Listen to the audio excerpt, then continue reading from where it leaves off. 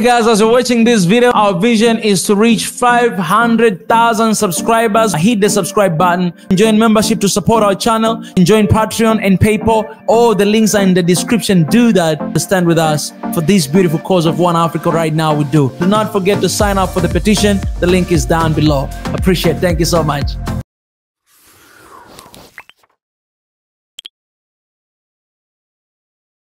But before we dive right in, can I just say, what a privilege to have such a wonderful panel that reflects both the wisdom of experience and the passion of youth. And speaking of youth, Mr. President, if I may start with you, when you were younger, not many years ago, what was the biggest challenge you saw on the continent, and how far do you think we've come in addressing it? Let me start by saying good afternoon to all of you today, and express how happy I am to be here, having a discussion with you, but wanted to welcome my brother, a friend, Prime Minister of Lesotho, to Matekane, to be here with us. He took all the trouble and canceled other programs. So he was here because of the importance of this meeting. So thank you very much, Prime Minister. Now, back to the question. First, when I was very young, that was a long, long time ago, so many decades. I don't think I had, at the beginning, the eyes to see what the problem was. I was seeing the problem, but I didn't understand it. I saw problems, I experienced problems, but it took some time before I realized that these are things that shouldn't be happening to people, including myself.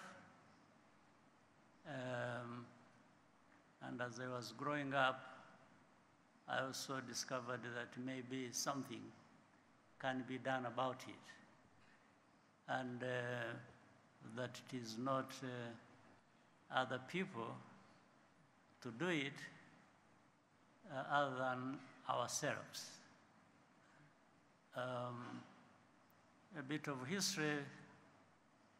When I was very young,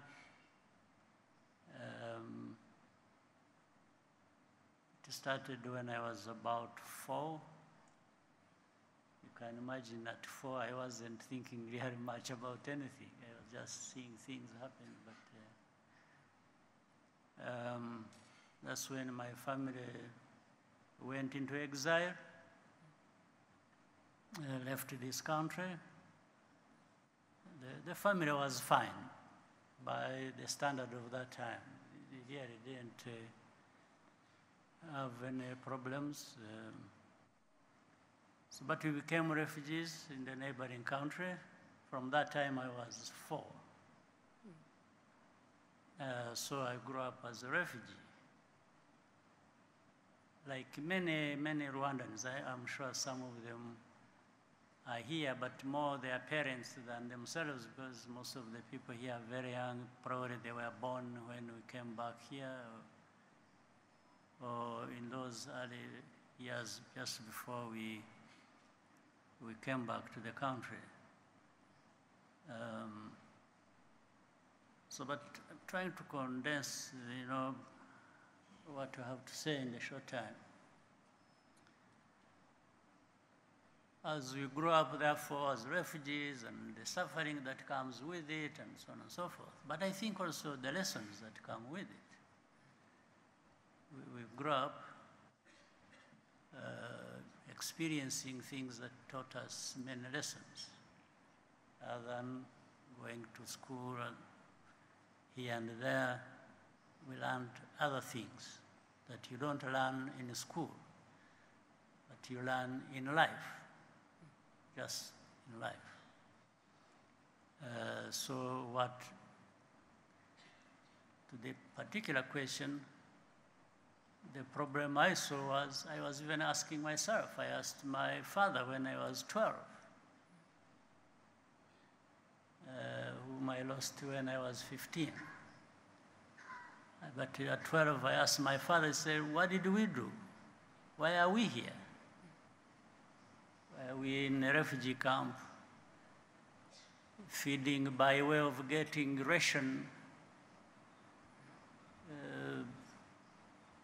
every week? He went into a long story which explained the problem, but I won't repeat that. But I think it was clear that it was politics, it was the leaders, it was, in our case, it was a convergence of colonial times and the times of independence. And, you know, everything was just what it should not have been. So those are lessons we learned. So something was wrong.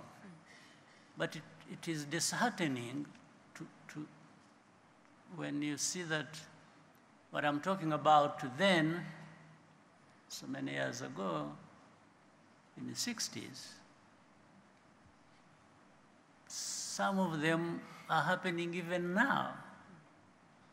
You still have people, especially young people, suffer the most, I imagine, and their mothers, and you still have people suffering, and suffering because of politics, because of all kinds of bad governance. Yeah, today, why should, as I experienced it when I was 4 years, why should it be happening now anywhere? It doesn't have to be in this country. Why should it happen anywhere, say on our continent? That we still have refugees, we still have tribal conflicts, we still have all kinds of things, people fighting each other than building themselves and building their countries. So for me, it's a lesson learned, a lesson that also shaped some of us until this day. And for the young people here in the room, you don't have to go through that in order to be shaped the right way as many young people at that time came out to be. So you can learn even lessons of others, things that happened in time, in history, to other people. And also put yourself in that position where you may think, oh, what's supposed to happen to me? Or it can even happen to me. What should I do to prevent that?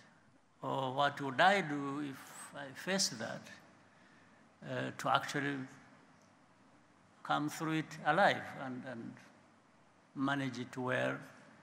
But that is not just you.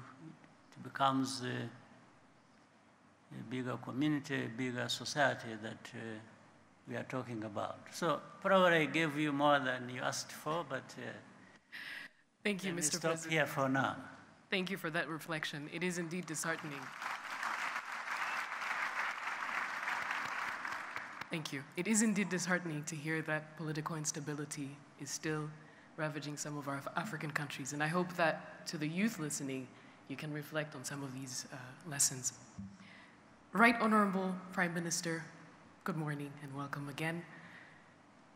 If we were to pivot a little bit and look at Africa with its rich cultural heritage, In your view, how can we generate economic value and opportunities through the empowerment of our artisans, entrepreneurs, and our young people? First of all, let me pay respect to His Excellency and to our distinguished guests and esteemed colleagues.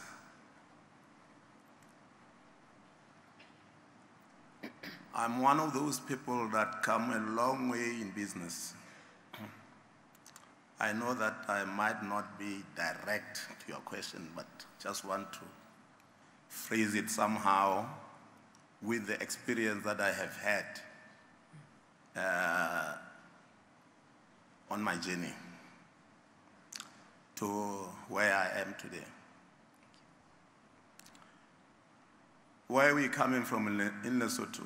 I come from Lesotho. Normally in Lesotho, when you start your youth, starting from the age of maybe 5, you start being a head boy, looking after your parents' animal. That's that life I have lived. You will find that it's quite difficult because even if we are head boys, we start going to school.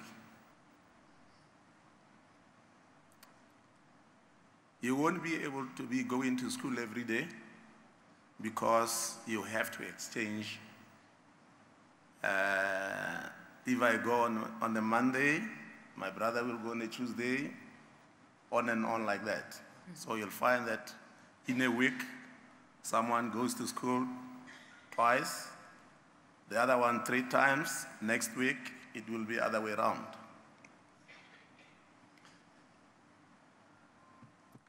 But where I want to go is these things of our youth getting into business and also having some jobs opportunities is a very good thing, and we really encourage it. Some of those of them, they are very innovative.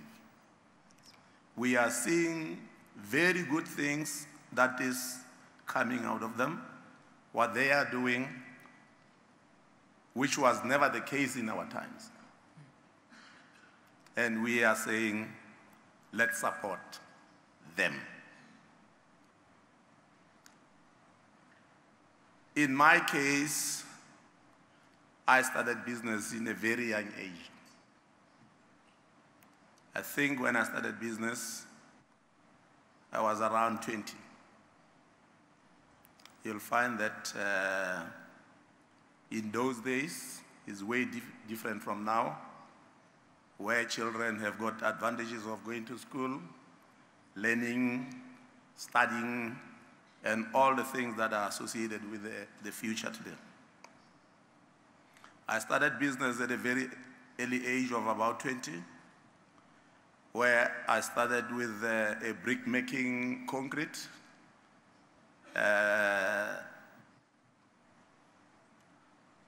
What they call it, in my language, I would be saying sitini, which is a concrete brick. I was manufacturing those, and I was selling them to the locals for them to build up their houses. That went on, and then I was involved in many other things, like the selling of animals. You know, we would go to South Africa, which is our neighbor, buy the donkeys, take them to the mountains. Remember, these are done by foot. You take too many days on the road, driving this to the highlands so that you can be able to trade them and get cattle or sheep and bring them to the city, which is Maseru, where now you sell them to the butcheries or to the abattoir. So those are the lives that one has lived. But as time goes on, I just want to say to our youth, patience pays. Be a patient. Up until as time goes up, I touched in many different businesses up until before I joined politics. I was one of the top business people in Lesotho.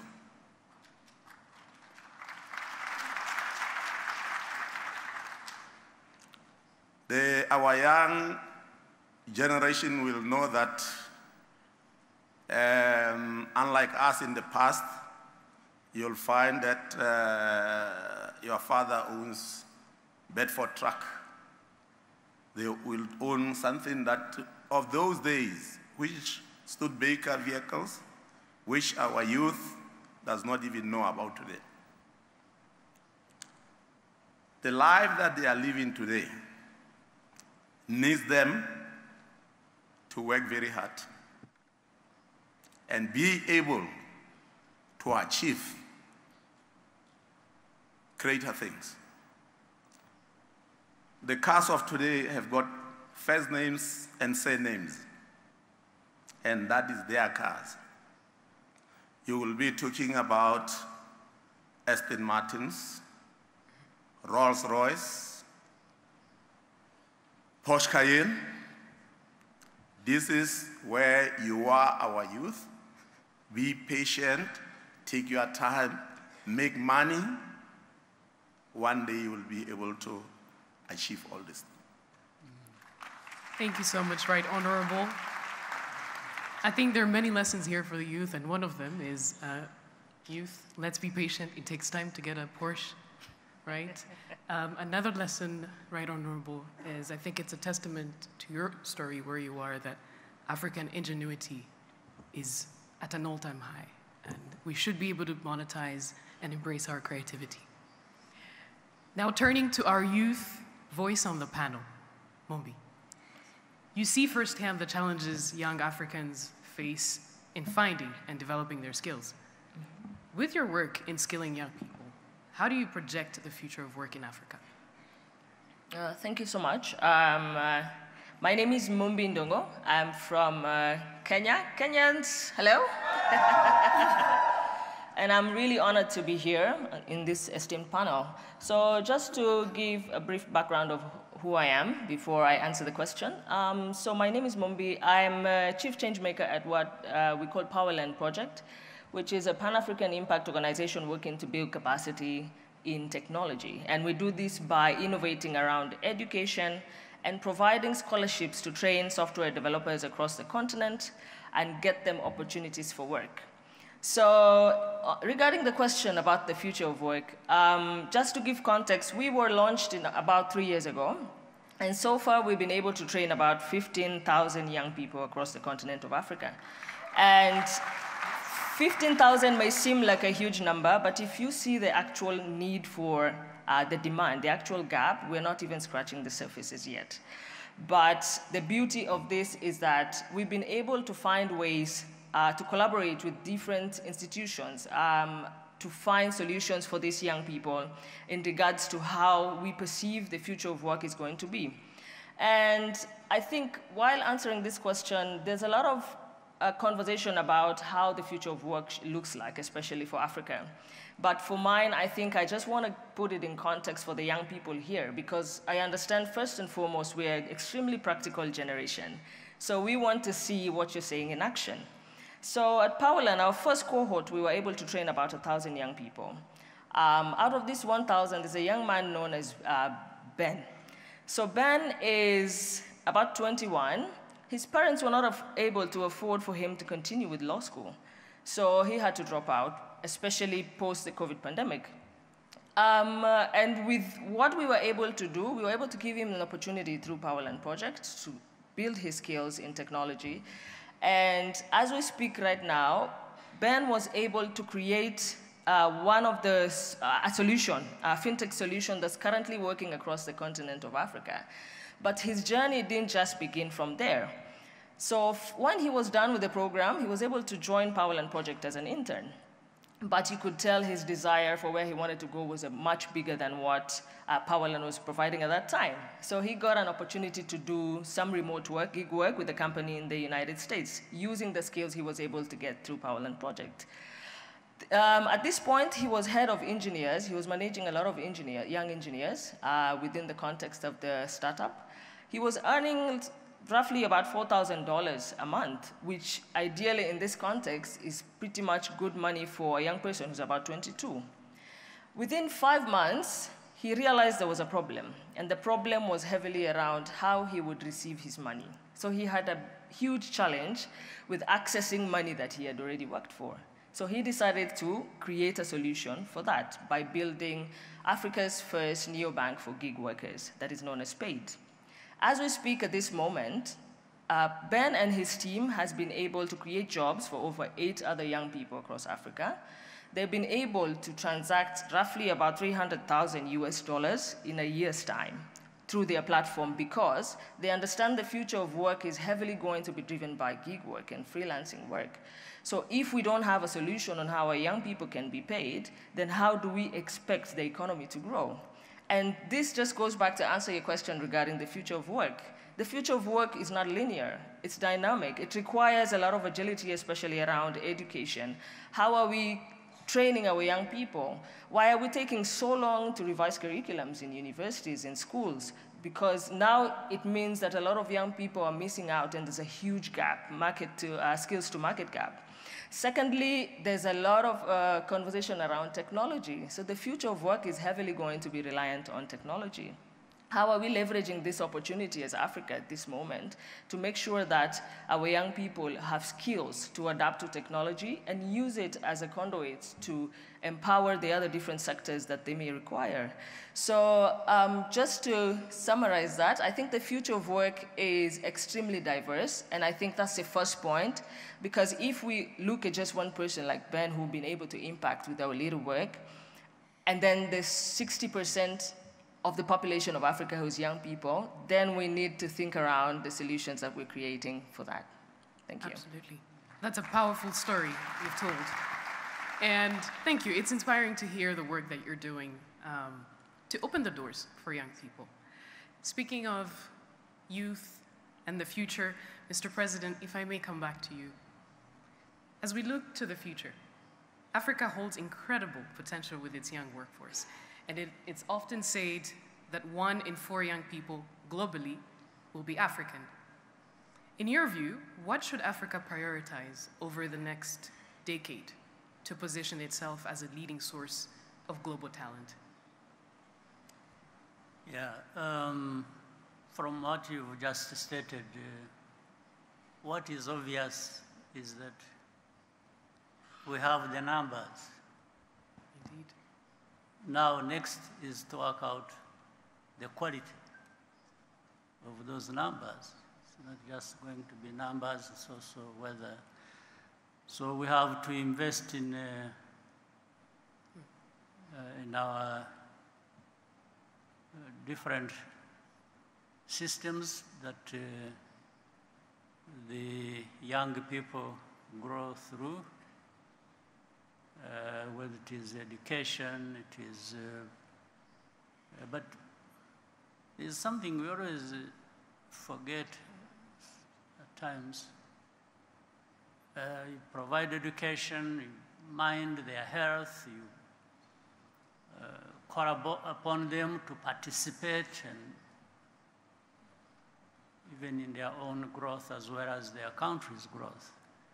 But there has to be that environment that actually allows everything to happen. I'll come back to the politics of everything. The politics that allows stability to prevail, and therefore within that, all kinds of things to be done that we are talking about. We have to build the infrastructure, therefore, on top of that, that serves these young people. And then their task, which they always are going to be good at, will be entrepreneurship, as we have been told. It will be about innovation. It will be about doing whatever business that earns them a good living that everyone aspires toward. So Africa has everything to be where we want to be who we want to be. So we can only blame ourselves for not achieving that. And therefore, to avoid the blame or blaming ourselves, that's why I started with saying the politics has got to be right. And it has to provide the stability that therefore creates that environment where people can do what they are best at. We have seen it's no longer just the potential. People have been talking about the potential of our continent. No, we've just seen how that potential to an extent has materialized to actually prove that everything is possible. So why not do more of what we've been doing to prove the case and make sure that more and more people benefit from being the best they can be and also benefit from doing the very things that we always talk about. And here I have to say we should also get tired of just saying the right things for so long. We want to see the right things happen and resulting from, I'm thankful that in the program we saw today, I was really happy when they didn't call me up to give a speech. I was, not that I'm saying others shouldn't give speeches, but I'm saying at a personal level, I have been on this stage saying so many things and even repeating myself. And then I see my brothers and sisters, colleagues, doing the same over and over and over and over. It's 5 years, it's 10 years, it's 20.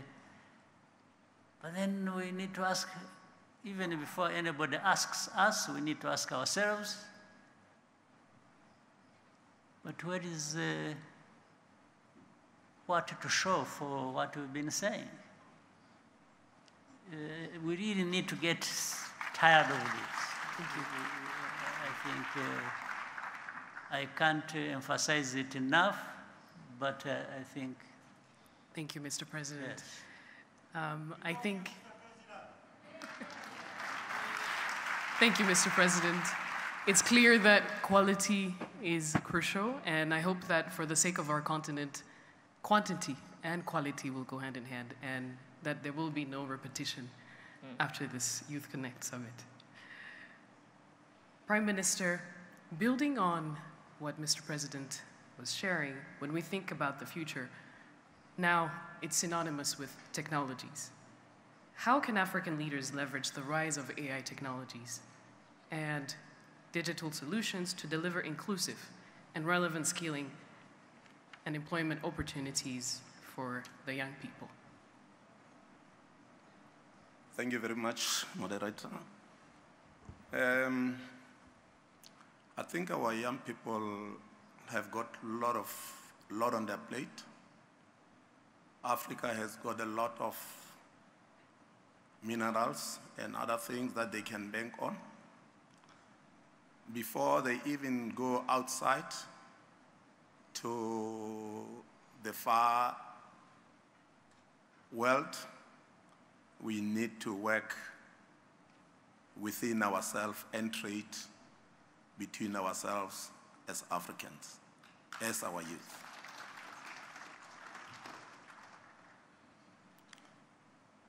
Our biggest trade problems that we had in the past was access to finance, being one of them. That hampered growth. But lately, you find that there are a lot of institutions where you can be able to approach them and they can be able to assist. That is how you grow your business, and that is how you grow yourself. So by making sure that you have the bank loans and other things, but what is very, very, very important is whoever helped you with his finances or their finances, make sure you pay back. Don't just take and walk away. Because the problem with that is, it is true that you'll take and go away, but life does not end there. Tomorrow you're going to need the same people that try to help you. Businesses requires the presence of the people that have started them. Your presence there to make sure that you turn your own dream true is required in business. In the olden days, it was very difficult because you wouldn't go to the bank to ask for money. But these days, it's very easy, and everything now has become even more easier because most of the things are digitalized now. So many of the things can be done and done correctly because of what we can access these days. I thank you. Thank you, Right Honorable. Thank you for highlighting the importance of access to finance. And finally, to our young leader on the panel, as we close, what would you say to the African youth present today who may feel discouraged or unsure about the future in such a rapidly changing world? Thank you so much. So I think perhaps maybe to put this in context, I'll just briefly share about my story as well. So about 3 years ago, before starting Powerland Project, I worked in a development finance institution for a period of over 6 to 7 years. And to be honest, I was in a good place. I didn't need to leave and go into entrepreneurship to start, providing solutions for other young people. But when the COVID pandemic hit, I saw a lot of my friends who are entrepreneurs really suffer. And they were suffering because they were not able to adapt quickly enough to create, to make sure that their businesses are digitized fast enough so they can continue operating during the pandemic. And most of them, even when they wanted to do that, they could not afford such things as quality talent, just to build your website or to create an app where people can access your products. And so just sitting down and creating this program that we were able to create and having the impact that it's had currently right now, I think it was a good sense of validation. It goes to also answer a lot of, just to reiterate a lot of what has been said here today. One is heavily around patience. I know where the world is right now, it seems like a lot is not in order. A lot is not working out in order within your own context of your country, within the context of the world. But I think we have quite an advantage because we have been brought up in this generation where we have access to information. if we look at what we can do with that information, how we can empower ourselves with that information to create change within our communities, I think it would take us to the next level. It would take Africa to where we believe that we can rely on ourselves heavily. The second thing is around accountability. And I know for a lot of us, especially here, the fact that you're in this room already means you have some sort of agency for you to get access to a space like this. But in the long time, if you've been doing this work for a long time, you get frustrated with small things like accountability, because we sit here, we have big conversations. I was at the Summit of the Future. We were creating amazing packs here that we really employ. The young people are the ones who are going to empower these particular things to move from paper to action. But when you go back home and there's this element and sense of lack of accountability, you sort of feel some sense of frustration. And you feel like you're hopeless, but I'm just here to argue that sometimes it's up to us to take the opportunity. It's up to us to take control of this opportunity to make sure that we are the change that we want to see. And lastly, it's heavily around being a risk taker. There's a Latin saying that says, fortune favors the bold. And I heavily, heavily believe that once we rely on taking certain risks, I believe that the outcome of this, there's beauty that lies on the other side of fear. So if you take nothing else home today, I know you're sitting somewhere thinking about a certain idea or already doing a certain idea and feeling that you're not getting the support that you need for it. The fact that you took that risk, if I didn't take this risk 3 years ago, the 20,000 people we've been able to impact would not have that opportunity. My goal is to train at least 1 million developers by 2030. It seems like such a big number, but if you see the gap that exists, I'm not even scratching the surface. So just by taking that risk, wherever you are, in your different spaces, whether in government, whether in private sector, you are creating possibility and hope for a future for someone else. You may not feel it directly, but I promise you that the outcome of this is what we're talking about here, having an Africa that's sustainable, having an Africa that heavily relies on itself. Thank you. Wow. What an encouraging message. I think staying resilient and patient is something we can all strive for. Please join me in thanking our panelists as we come to the end of our dialogue. A big round of applause. Now, I would like to usher us into the Q&A session. We will get to hear from you, your questions, your reflections. I will start to my right, and we will sweep the room all the way to the left. But please, when you get the mic, present yourself, and you have about 20 seconds to give us your question. We will start to my right. If we could please get the mics on the floor. Do we have any hands up? Excellence, Monsieur le Président, Honorable Prime Minister, distinguished guests, all protocol observed, please receive my warm greetings. On jaram. Munaramutse, bonjour. I am Amadou Tal from the Republic of Guinea, the paradise. I lead Nimba SMS, an emerging telecommunication startup.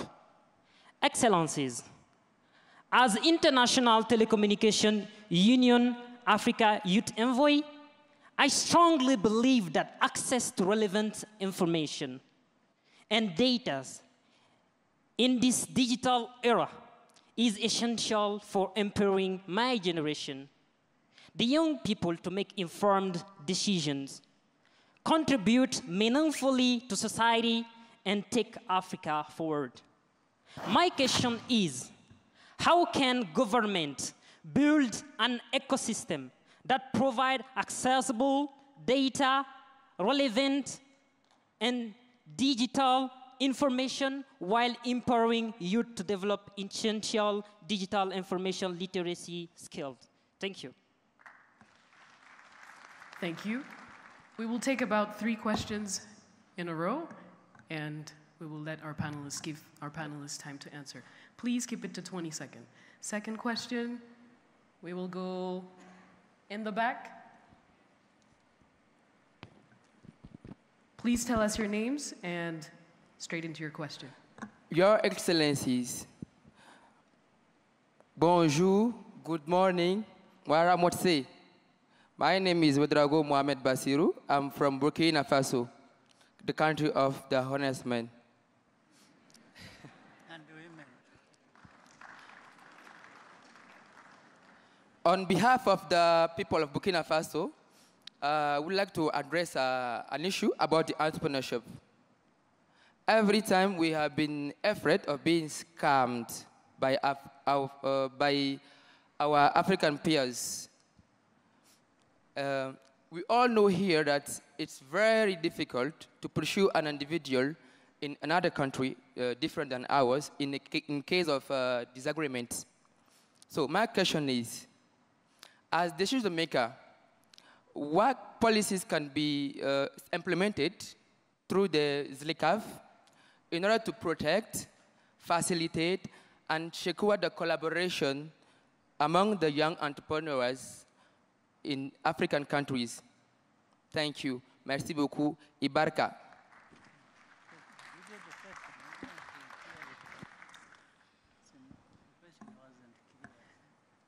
Basiru, the question wasn't clear, but let me see if I can try and summarize, and maybe you can tell us if that was it.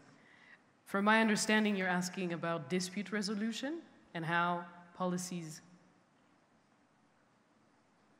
and what policymakers can do to secure. In fact, I was saying that it's very difficult nowadays. If, for example, I'm in Burkina Faso and I want to collaborate with another young man in another country, it's very difficult. Yeah, in case of disagreement, it's difficult for me to pursue that individual. So, what can be done to to protect me and him in case of disagreement? So dispute resolution. Maybe.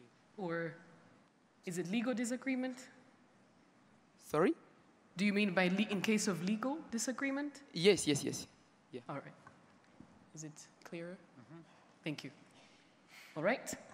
Third question right here in the middle, and we will take some answers. All protocols be highly observed. Good morning. My name is Hope Ezra Mkwinda from Zambia, and I'm an African Union, European Union Youth Advisory Board member.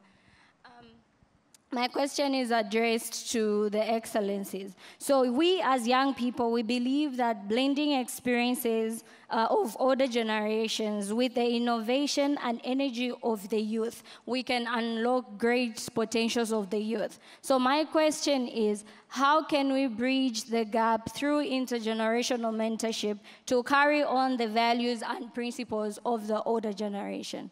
Thank you. Thank you. I think we will take the 3 questions and give the time to our panelists to answer. We will start from Youth Envoy from Paradise. Your Excellency, would you like to take the Let me attempt to answer the question, but the way I understood it, I think it's not an issue of what can be done to have access to this information and to as many people as it is actually being done already in a number of places. But how can we scale that up and make sure that it's almost a given that people looking for information, they have a way to access it and later on use it as they wish. Like in this case, say in the case of Rwanda, we have created different portals. There are different systems through which people can access whatever information to serve the public or the private entities. If you look at Irembo, it just does that. it does provide information. Maybe one can complain it isn't as efficient yet as it should be, but largely people can access whatever information from whichever sector very easily. So that can be, so there are different things that have already been done. So it's not really a question of what. It's now whether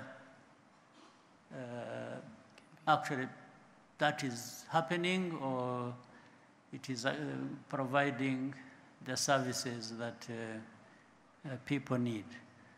So I think, and that's another area where the private people, the innovators, the entrepreneurs, also can play a role in the kinds of investments of their knowledge or other resources to make it happen and serve the public as it should. Thank you, Mr. President. For the question by Basira from Burkina Faso, the one around dispute resolution and what policies can be put in place to secure collaboration, could I please give it to you, Right Honorable? I think what we need to do as countries is to come up with agreements and probably make it easier for our youth to create opportunities between themselves, to trade between themselves, and create policies to make it easy for them to trade between themselves. And so that if there's a dispute or misunderstanding between themselves or between their countries as well, it will be much easier to resolve such dispute. But in short, we need to make Africa one. That's what we need to do. Absolutely. Yeah. Thank you, Right Honorable. And for the question from Zambia around bridging the gap between the generations, since we have the youth on the panel, I'd love to hand this over to you. Thank you so much. So I think my first answer would be on mentorship. From my own experience, I'm a huge proponent of mentorship. I'm a result of mentorship. So I believe the best way we can bridge that gap is by actively being intentional around how we design mentorship programs for young people, for them to give them, and creating spaces such as this where we can have conversations with, between generations to see how we can learn from each other and foster growth together. Thank you. Thank you. Do we have time for 2 more questions? All right, 2 more questions.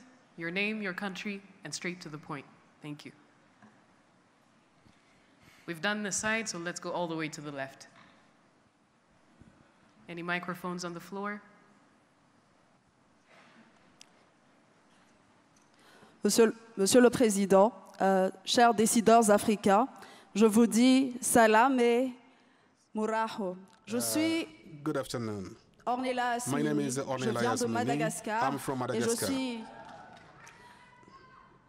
Je suis entrepreneur I'm dans a young l'événementiel entrepreneur et la restauration. in the events and La jeunesse africaine, in the bien event que nous sector. In fact, représentons the la African majeure partie youth, de la even though we are the population, major nous section of n'avons our pas de populations, pouvoir we do not économique. have any D'un côté, economic power. il y a On the one l'inadéquation side, entre there is l'éducation a et le mismatch réel between besoin sur le the marché training du travail, and the job ainsi market qui needs. est So there is accentué par a l'avancée mismatch, and this is fulgurante even de la technologie, made handicap worse ceux by d'entre nous qui technology souhaitent development because obtenir un travail those décent. who want De to l'autre have a côté, decent pour job, nous, they les don't have access to it. On the other nous side, faisons for face us as à une entrepreneurs, concurrence we are also déloyale faced on face à ceux qui illegal ont les competition moyens et surtout from les those infrastructures who are the owners of means, the qui owners nous of limitent infrastructures dans notre conquête that vers le also marché africain. limit us Donc, in on est our d'accord quest for the que African l'Afrique market. ne va pas We se agree développer sans that Africa cannot develop without its young population. Now, my question is this. What is your strategy as decision makers?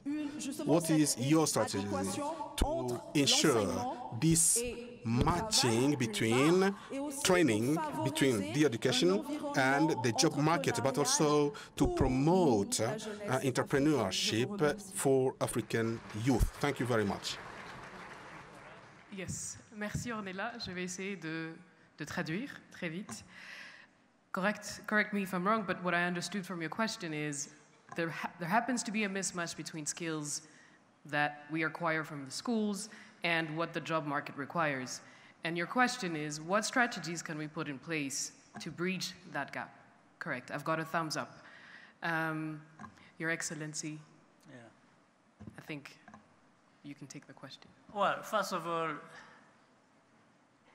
let's really acquire the skills as we know them. And then the problem of reconciling that with what has to be done is much easier. I think the most important thing is to have the skills. Let's have the skills, but also in the process of having those skills, maybe people need to look at the different educational programs and those of training to see whether they are actually indeed answering the very questions we have to apply them to. So that is, I think, a much easier problem than not having the skills, providing the skills. Right. So I think I would rather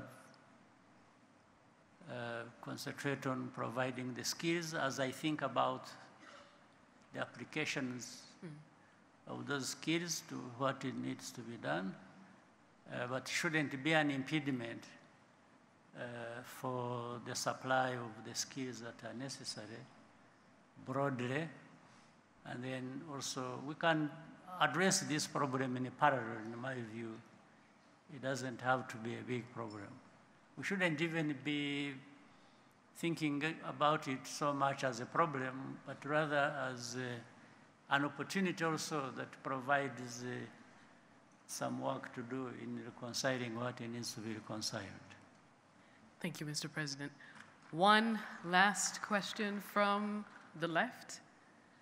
If we could get the mic to one more person. Again, a kind reminder, please state your name, country you're from, and straight into the question. His Excellency, Mr. President Paul Kagame, and the rest of the visitors, I have a question. With increasing focus on skills like creativity, problem solving, and adaptability, how can Africa's education system integrate these skills into the traditional curricula? Because most of our problem is our curriculum is too traditional, and when we get out, we are not able to integrate into the society and the skills to acquire. We find that we have to also learn other skills outside our education system. So what is the government doing to better prepare the youth and to also integrate these skills into the traditional curricula? Thank you.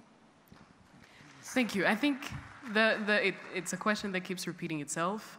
We've gotten an answer from His Excellency. Perhaps then we take one more that is different from the previous question.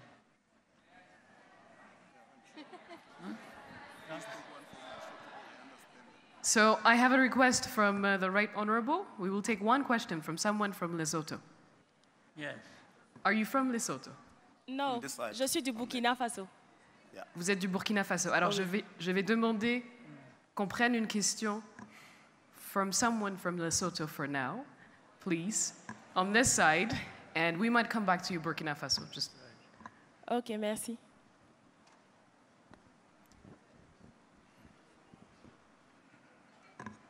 Where is?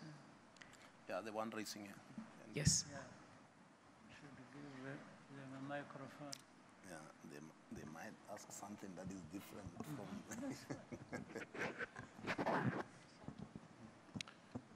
Protocol observed. My name is Letlatsa Ramabele from Lesotho. In countries such as Lesotho, you'll find that there are institutions such as USAID where entrepreneurs apply for matching grant. And you'll find that entrepreneurs sometimes will be required to bring a certain amount to access such funds. Like there's a company that I know which won about 5 million from the USAID, but they could not be able to raise the amount that was needed from them. So I wish to know if there is a way that the government or their strategic allies can ensure that the entrepreneurs, if they have managed to access those funds from USAID, they can get the money that is required from them. Like, you'll find that they will say the grant will expire if you are not able to deliver within this milestone that we have set. Thank you.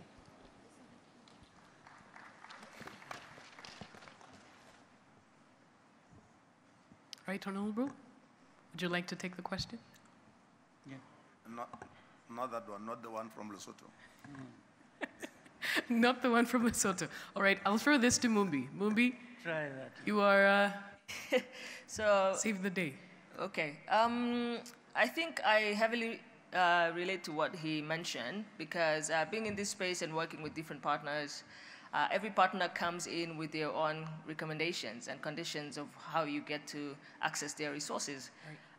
And I think one of the core conversations we were having when we were here previously, I think around August, was around how we can work with different partners to find ways to redefine or restructure some of these financing models and also heavily base them on what is happening on the ground instead of writing them in boardrooms and then impacting them or imposing them on young people. Mm-hmm. So just to give an example of what he mentioned, so there's always this condition where if you don't spend all of the money, it has to go back to and sometimes the conditions, from my experience, the condition is extremely different. When I was studying Powerland, I had this vision to go to 5 countries.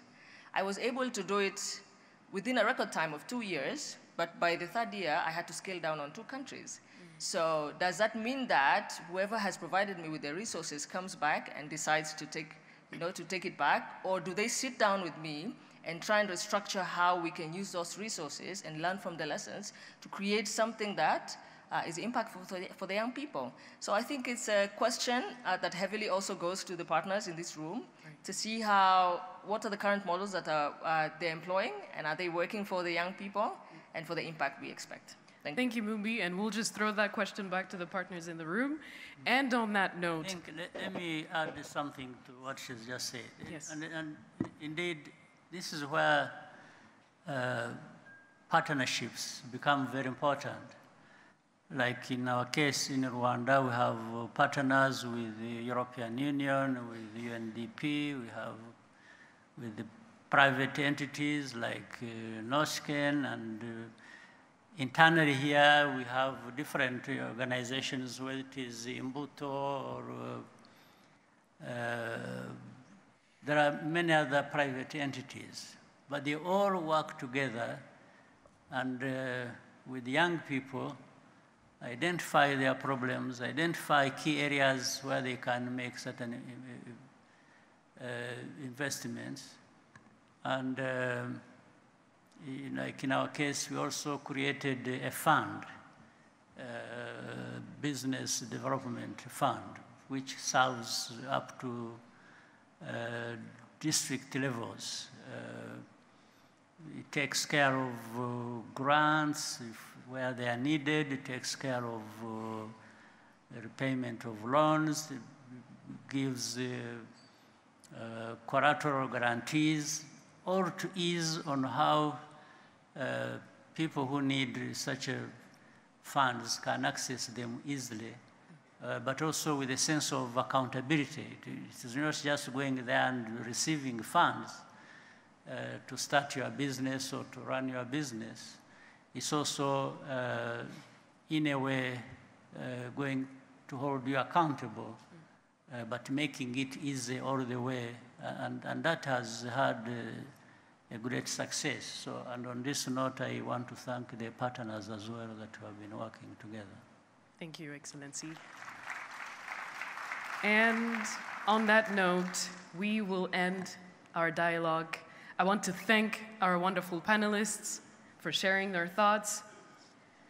I think it's clear that the future of Africa is in good hands, with leaders who are committed to empowering the next generation, young people who are stepping up, building up Africa, an Africa where young people not only have a seat at the table, but we're bringing our own tables, our chairs, and some Wi-Fi.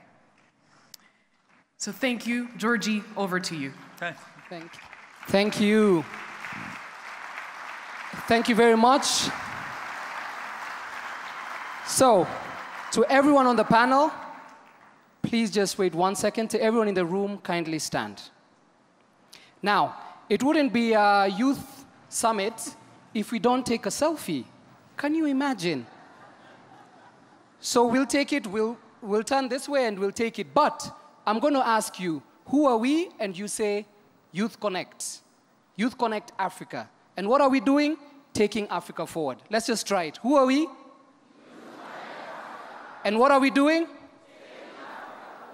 Alrighty. So when we take the video, don't let me down. Don't let me down. Can we take the selfie together? Yes. Yes, please.